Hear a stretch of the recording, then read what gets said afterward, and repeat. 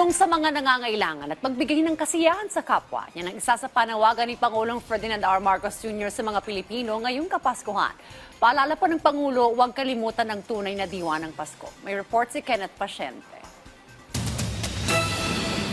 Magsilbing liwanag at maging mabuti sa kapwa. Yan ang mensahe ni Pangulong Ferdinand R. Marcos Jr. sa mga Pilipino. Binigyang diin niya ang diwa ng Paskong Pilipino bilang panahon ng kasiyahan, pagmumuni-muni at pagbabahagi ng mga biyaya lalo na sa mga nakararanas ng hirap sa buhay.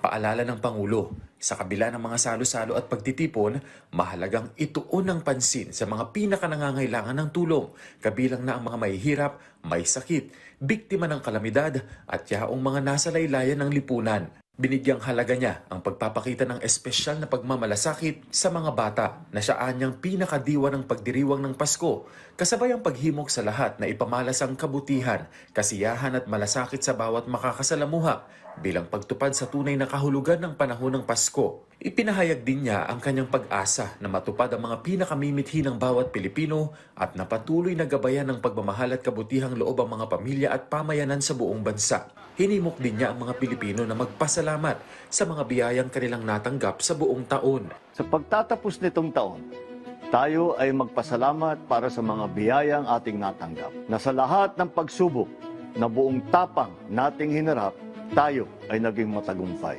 Hangad din niya ang maalwan na pamumuhay ng bawat Pilipino ngayong darating na bagong taon. Sasalubong natin sa Pasko at ng bagong taon, naway lalo pa tayo mabiyayaan ng magandang kalusugan, mapaligiran ng mabubuting pamilya at kaibigan, at magkaroon ng mas masaganang kabuhayan. Kaya po, mula sa aming pamilya, kami ay bumabati sa inyo ng maligayang Pasko at manigong bagong taon.